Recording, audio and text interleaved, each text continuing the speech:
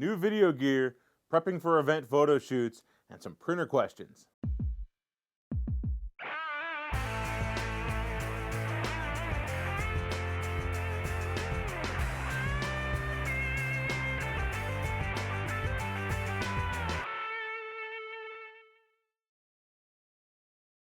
Hey everyone, welcome to Keep Shooting Monday number 128.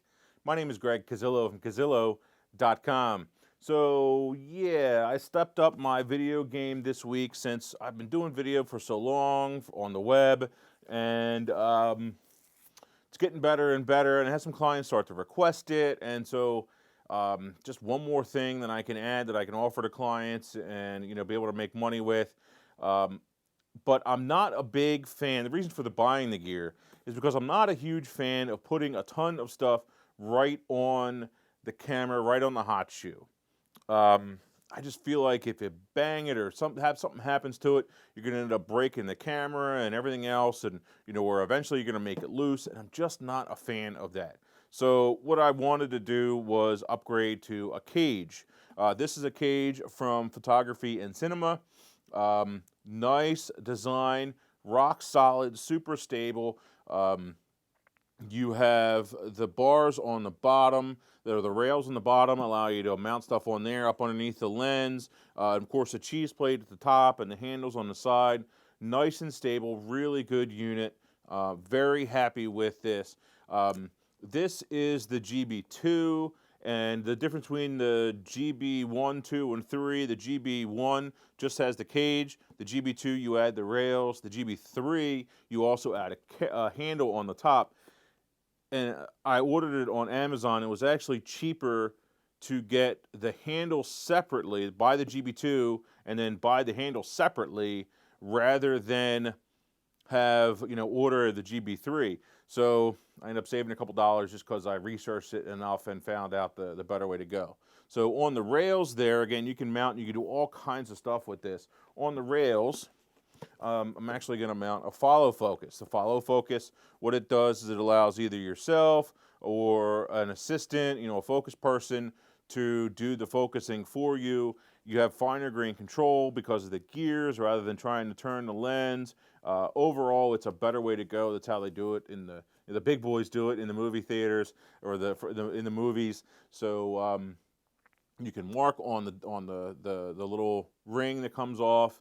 So really nice way to go, and good quality. I'm surprised that it was looser than I expected. When I was actually doing some reading about it, they mentioned how it was very tight, and so I guess I expected when I first get it to be super tight and not turn. This one was, I think, the right tightness and just right as far as the feel of it.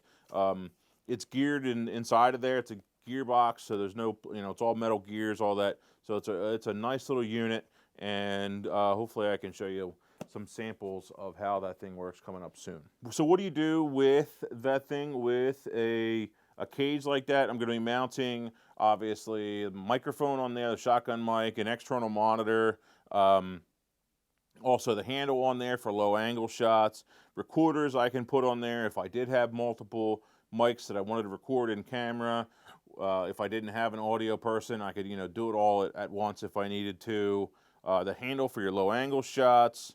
Follow focus goes on the rails, and then eventually I'll probably upgrade the whole unit into a shoulder mount. I'll buy the different parts and pieces that I need to make into a shoulder mount rather than buy their shoulder mount separately. I'm just going to upgrade this system and put it together and make that full shoulder mount. Take that small little compact camera like we have, and then upgrade it all the way to the full shoulder mount for extended use.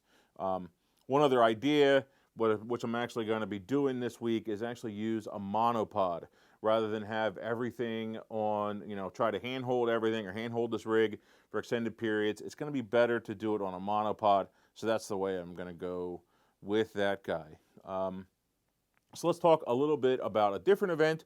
This one is not video, or let's talk a little bit about the event photo stuff. I've been prepping for some kids sports events, and there's a number of things I need to prep, and I've been working on before the actual events kick off and start. First is getting the schedule together. That's always the most important part for this particular group. They prefer to have all of the photos scheduled on days that kids have games rather than do all the photos in one day, which is actually easier for us as photographers, but that means you also need to bring in more photographers at one time.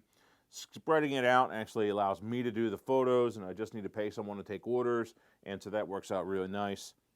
And then, so I had got first the schedule, then order forms. I did adjust the prices a little bit. Basically, the prices really, when you're adjusting something like that, it really comes down to adjusting prices for inflation and for the cost of your hard costs in your studio, your location, and your rent and your own time and paying someone else to do stuff, that kind of thing, rather than the cost of print paper and ink and printers, because they're pretty stable. Year over year, they're not really going to adjust that much. So it's really about what are your other hard costs that you need to cover. So that's why I just adjusted a couple of things, because they take a lot more time, and so that's why I ended up adjusting them. Also, I printed some new numbers to keep the kids in line.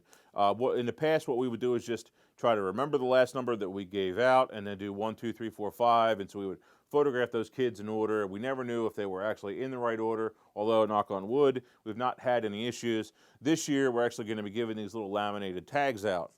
And so I printed these here in-house and then laminated them, punched a little hole in them. And so kid number 1, I'm going to say, here, you're kid number 1, you're photographed first. And so you're going to take that over to the photographer, which is going to be me, and I'm going to take the card and then photograph them. That'll keep all the kids in line. It'll keep the orders in line, and it should make everything a lot easier. I printed a couple hundred of these, 200 of these, so that should be good for the larger days, because on the largest day, I think we do close to 200 kids or 175 kids on that one day. So these should work out pretty good. And then what else? Once we're on location, that I will talk about that a little bit. Set up a tent and table and hang a couple different posters and that kind of thing, and some banners around the tent. And trying to find a nice central place. Usually when where they're walking in the parking area is usually the easiest. Obviously, you got to look for a decent background to make sure all the photos look good, that kind of thing. Big stack of order forms. Some parents take advantage of the order forms ahead of time. Other ones do not. So it's much easier to have that stack with you. I don't rely on any kind of iPad ordering, anything like that for this. It's easier with just pen and paper. I do, however, take both, check, cash, and credit cards. The credit cards we can do through Square, and I have the new Square Reader, which will do Apple Pay, and also, I think it'll do Android Pay also, and then also read chip cards. So that works out really nice and lowers the percentage you pay on the credit card. Posters. I printed a new poster with actually a special. And so I'm going to be offering larger. If they add it on, they can get a 16 by 20 print for $30 or an 11 by 14 for $20. And so those are actual size. Parents can actually see the size of that print. And so that's pretty cool. I'm going to get that laminated and hung and all that good stuff so that we can make that happen. And let's see, what else are we doing? We're going to be outdoors, so it could be a little bit windy, so I need clipboards and pens and, of course, the order forms, all that stuff, make it easier to write on. Also, the table that we use. I'd like a higher table. It's easier than having a low table because people are bending over in order to fill it out. I think it's always nice to try and be a little more comfortable and use that higher table, and so that's the way that we're going to use that higher table. I might even get a second one to make it even a little bit easier, give people a way to fill it out. But then again, I have the clipboards, so I'm on the fence about that. More stuff to carry and set up and all that, so maybe it's easier just to do the one.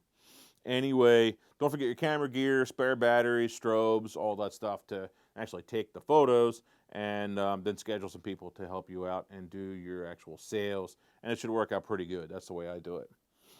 Then once I'm back in the studio, I'm actually going with bags from Clear Bags. In the past, what I actually did was I used manila envelopes. The envelopes weren't that great. They were expensive, number one. Number two, you couldn't see through them. You had to close them, and I end up taping the order form on the outside. This way, I can see the photos on the inside. I can see the order form, everything right there. It's going to be a better way to go. So check out clearbags.com. I actually ordered some samples of 3 different types. One of them is this type where you pull this and then close it, and the adhesive is here. Another one, the adhesive is here, which is called a protective close. So in other words, the photos won't get stuck on that adhesive on the outside. The other one, on the lip, I should say, or on that closure. The other one is going to be a zipper bag, and I think that's going to be the way that I'm going to go. I actually found in testing these and playing with these, it's easier to get a little bit bigger bag. I got the 9 7/16 by 12 1/4 with the flap. That's what this sample is. It's easier to get a little bit bigger bag because it's simpler and faster to slide that sheet in. When you're doing this with hundreds of orders, you want to make it as super simple and easy as possible. So that's why I'm going that route and stepping up. And they're cheaper because I'm going to get them like 30, 40% off because I'm going to order like 1,000 of them rather than ordering manila envelopes, which I think I ordered last year, and I want to say they were like $20 or so for 100. So that was pretty expensive compared to these, which I'm only going to be paying 1,000 of them. I think was going to be like $80, something like that, $70. So it's going to be nice, a lot cheaper, save a little bit of money, and work out better in the long run anyway. So going through when I am doing the printing, I sort and print everything directly from Lightroom. I'll try to do a video on that and how that kind of workflow goes. Actually is pretty quick and easy, works out nicely. Here's a video that I did a couple years ago on how I do my memory mates right inside of Lightroom. Set up the photo with a background image and drop a couple of them in, and I'm done. It's actually super easy and quick. I do make some of my items in Photoshop, like trading cards and calendars and a few other things. I ended up doing those right inside of Photoshop. Makes it easier and quicker. Lightroom doesn't quite have the possibilities to do all that stuff. So, using layers, that kind of thing in Photoshop works out nicely. And then there's some other things that I order online, like plaques and bag tags and I'm trying to remember what the other things are. Keychains, those kinds of things. I do end up ordering some of those things online and just save the time rather than processing all of that stuff. It's just as easy just to order them online and do it. One other thing that I thought I would mention, as far as the trading cards, I ordered my paper, a double-sided heavy paper from Red River Paper. I'll put up a link to that. This paper is perfect. It's nice and heavy. It's glossy. It makes the trading cards look really good. And I do the setup of the files inside of Photoshop, pull them inside of Lightroom. I have a nice template set up, and then I just stack the 8.5 by 11 sheets in the printer and hit print. I do have to flip them manually. It's not the end of the world. Would be better if it had a duplexer, which actually someone asked me on YouTube, hey, do you have a duplexer? Is there a duplexer for the P800 or for any photo printer? And I have not found one that has a decent quality, actual photo quality printer with a duplexer. Have not found one of them. I'm sure Epson probably makes it in one of their higher end printers or one of their copier kind of things, but you don't get the quality of that inside of a photo printer that you would have a photo printer. So yeah, so unfortunately it's a manual thing or switch to a different printer style and lower your quality. So I think that is it. I do have a couple of Cazillion questions, so let's get them answered. Do the heads clog? I know you have mentioned it, however, because of clogging issues with the 4900, I am a bit suspicious. Many people have purchased the Epson 4900 printer because of its price point, but you need to realize that printer is made to be used every day or every week, all the time. It is a production level machine. It is not a machine that you can just sit in a corner and not use for 6 months or a year and expect to be able to fire it up and it print perfectly. It is not that kind of machine. So unfortunately, that's just because of its price point and the features that it's had. There have been a lot of consumers that have purchased that printer when it ended up being the wrong machine for them. Fortunately, the P600, P800 can handle more of those issues, and I'm actually working on a printer care video that's going to be coming up very soon, and I'm going to be talking about that and putting up that video. Epson and I are working on that, so we should have that out in hopefully the next couple of weeks. I bought the Epson V800 scanner, and it didn't come with the i1 Scanner X-Rite software. Where can I buy this with the Monopod targets? I actually do not recommend going with the X-Rite software. I recommend getting targets and the software from Silverfast. You end up with a software that does more than just calibrate your scanner. It'll calibrate, it'll work with the entire scanner. It does a lot more, has a lot more features to use with your scanner. And then the targets that they have will automatically calibrate. You scan it, it'll automatically calibrate it, and it's done, and make a profile, and it's super, super easy and quick. So go that route.